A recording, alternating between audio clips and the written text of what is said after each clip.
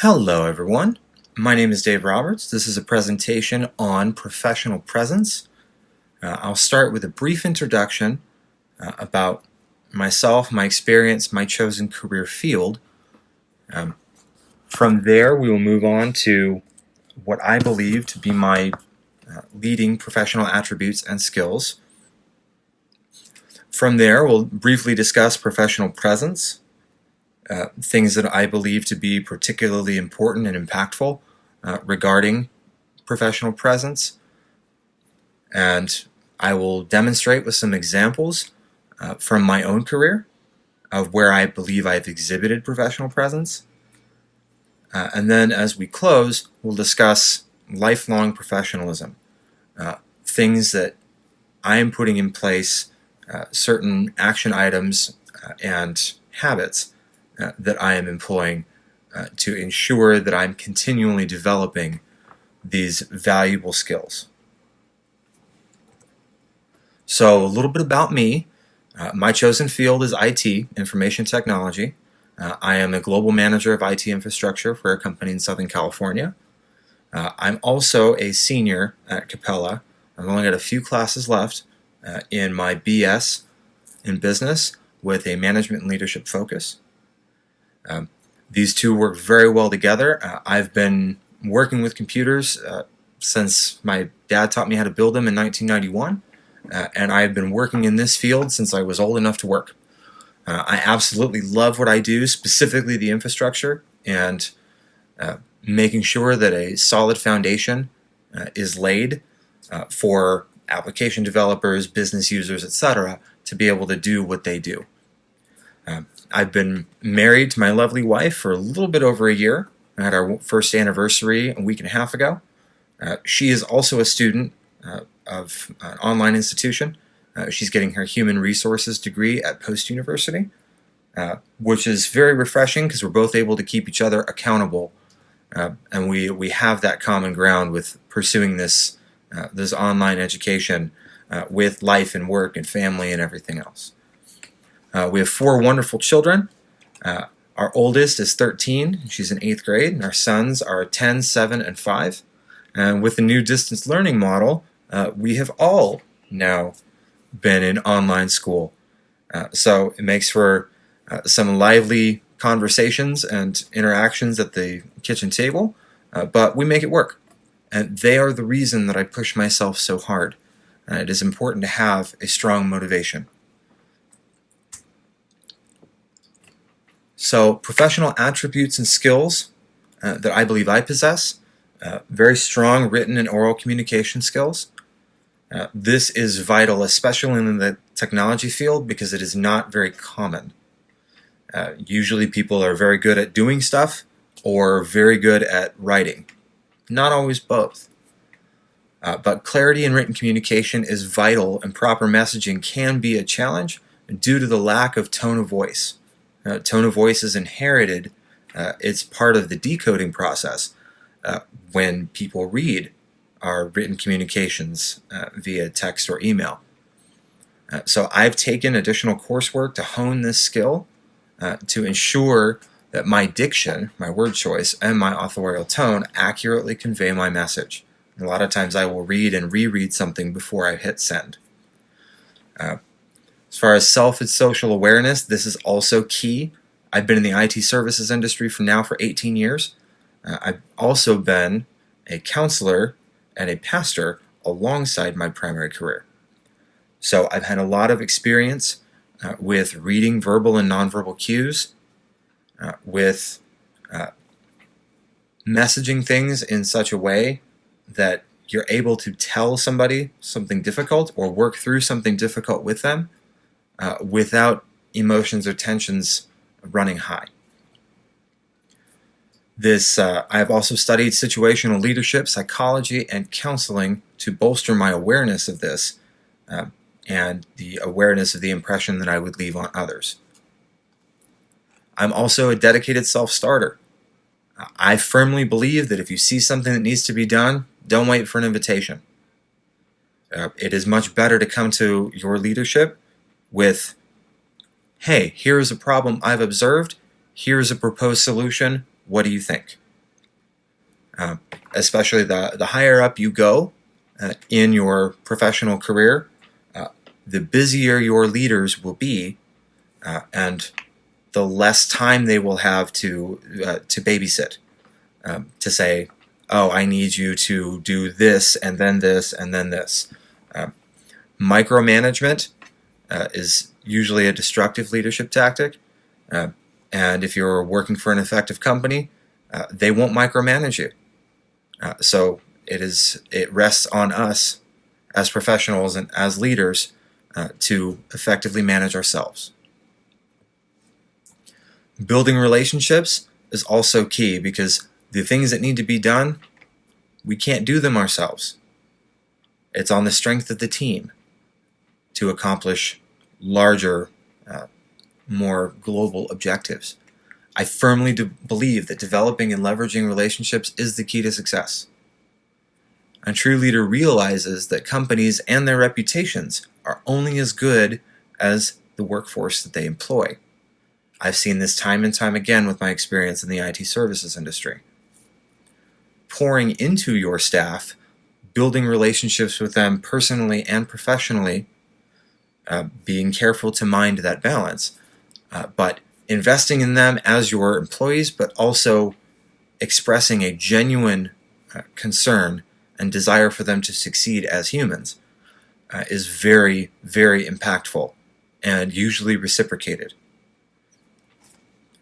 And that also ties into the last point of don't burn bridges. I've learned that the longer you're in a career field, especially technology, the smaller the world becomes. Integrity in relationships, advocating for your team, and equipping them to succeed creates a culture of cohesion and loyalty. And that has been a foundational component of my leadership philosophy. I've been in IT leadership now for about 12 years, and that to me has been the most important of all of these professional attributes that I believe I possess. Moving to professional presence, it starts with the visual. Appearance is a powerful tool, and these first impressions are often made before a single word spoken.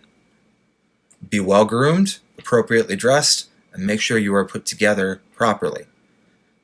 If the business dress code is business casual, make sure your shirt's ironed.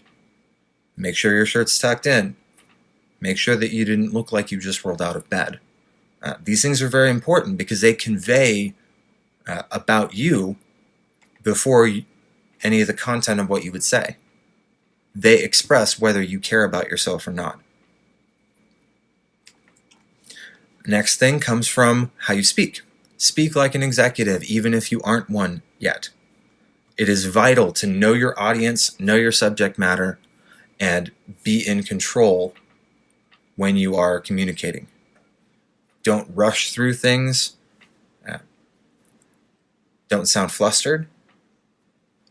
An important thing that might help here is something like Toastmasters that helps with public speaking, so that when you do have the ability to communicate in a larger forum, if you're presenting in a conference, anything like that, you have the confidence to be composed. And if what you say is important, what you communicate without speaking is equally important, if not more so. Professional presence requires a constant awareness and control of the information you give off. Nonverbal cues, eye rolls, stutters, frantic vocal inflection, these things communicate much more than the words that you actually speak. Be mindful of this and hone your skills. Praising in public, admonishing in private. This is something I've pulled from some of my pastoral experience, but is very, very successful, very effective in business. There is a time, place, and proper way to voice concerns and disagreements. Understanding this can make the difference between a promotion and a termination. As a leader, it can make the difference between developing an employee and cultivating loyalty versus an employee leaving your office and going to the nearest job site and leaving you. And the last thing, take ownership. If you're tasked with something, all other stakeholders assume you're running with it until you say otherwise. If you miss a deadline, if you fall short, if there's something that you need where you know you're going to miss a deadline, own the problem. Take responsibility and proactively communicate. Don't wait for somebody to come to you. And in the event that you do miss a deadline and you're in sort of a post-mortem call, don't play the blame game. Everybody has a part to play. Everybody has culpability in a failure. And as leaders, it doesn't matter what member of our team fell short. We own it. Carrying yourself that way will speak volumes, even if you don't succeed in a particular endeavor, in an isolated incident. It says a lot about your character, and that does not go unnoticed. So, professional presence, some examples that I've implemented in my career.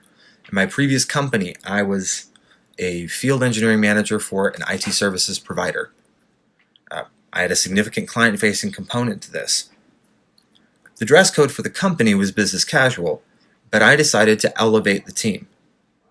By doing so, it inspired those around me to step up their game as well, which improved the efficacy of our client interactions. And it also, just a simple change of stepping up how we dressed, made a change in how we communicated with one another. It made a change in the way that we respected one another. So, to accomplish this, I wore a suit to work every Monday, even though the dress code was business casual. I wore suit separates every other day of the week, so that I could keep a blazer and tie in my car that I could wear to every client meeting. This set the tone for professional dress, and like I mentioned before, it did change the tone of many interactions that we had with clients and with senior management. Taking ownership is how I would describe the second example. At that same company, I had a client with a ransomware outbreak that hit their cloud environment in addition to their on-premise server environment. So it's a 24/7 pharmaceutical company that was completely stopped. Rather than placing blame on how it happened or trying to push the responsibility off to somebody else or to say, oh, this just can't be fixed, I proactively notified my senior leadership. I went directly to the client. I drafted a plan for remediation and sent hourly updates to the entire executive team for that client, as well as my own executive team. While marshaling the resources of 10 engineers, we worked around the clock for 72 hours straight to get that environment back online.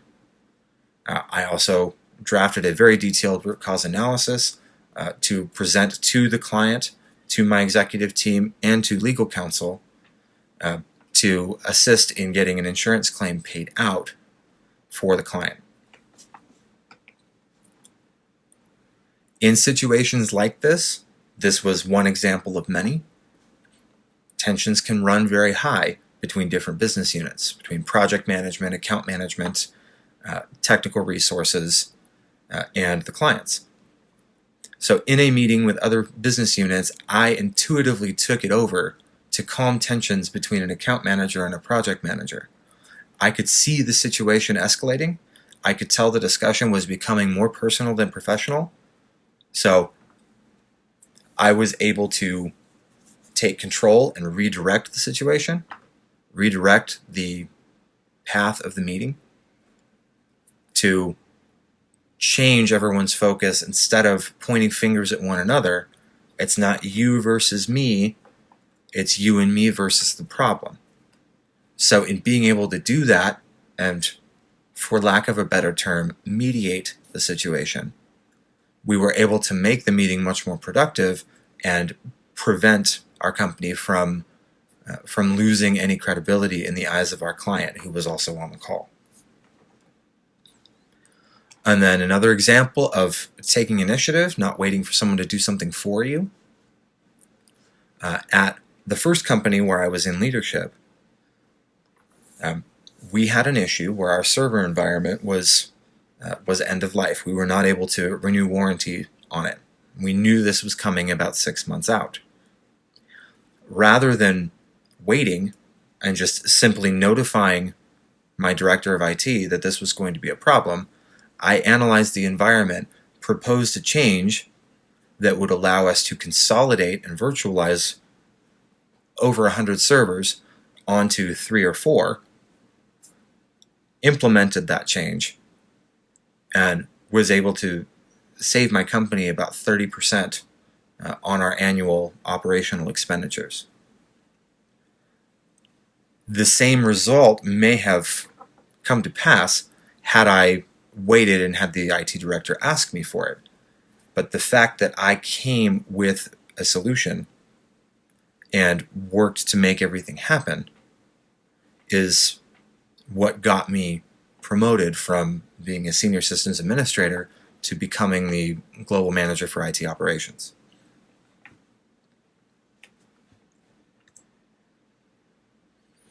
Now, none of this happens in a vacuum, and although I feel I have done fairly well thus far in my career, there is no time to rest on your laurels. Even if we have a considerable knowledge base, there's always something to learn. I'm also a musician in my off time, and a quote from famous classical guitarist Andres Segovia always rings in my head. It is better to be a student at 80 than a master at 20. We always have to be in a mindset of continual learning and development. We are either growing or decaying. There is no middle ground. So, as my commitment to lifelong professionalism, I am continuing to push myself to identify gaps and develop skills, either skills that I have or branching out to learn new ones. So the ones that I think I could develop the most on are myself and social awareness, although I have already taken some coursework for this and have some experience, there's always more to learn. So journaling, practicing Hansei, which is a Japanese initiative for continuous self-reflection, and checking in with trusted mentors, people that I've learned a lot from along the way, either people I've worked for or people who I've worked alongside that I consider to be mentors. I've set in regular check-ins with them to develop a lifelong practice of improving self and social awareness. Developing this skill will make me more effective as a leader as time goes on. Next one is initiative. And I know the caption is funny, but I will explain. Initiative is a vital skill, but I personally have a tendency to cherry pick the places where I take initiative. Something I've observed in myself. I need to push myself to work on the difficult tasks first, utilizing the eat the frog strategy that is often applied to time management. And that's something I've learned a lot more about throughout my coursework here at Capella. Next thing is productivity. It's important to push ourselves to truly be the best version of ourselves, to bring our best persona to work. I have the ability to be incredibly productive, but due to some underlying anxiety and depression issues, it is difficult for me to be consistent in that. That's a very difficult observation I made about myself.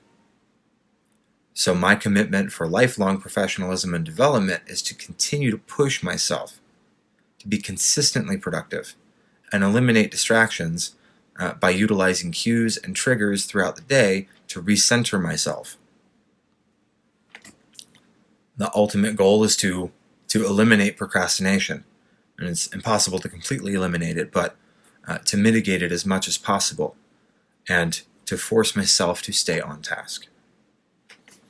And the last thing is professional development. My field evolves constantly. Technology never stops. And as a component of this overarching goal of lifelong professionalism, I'm committing myself to pursue at least one major development course each quarter. This will keep me at the forefront of my field while keeping my soft skills sharp. Thank you very much for your time. I hope this was helpful and informative. And have a great day, everyone.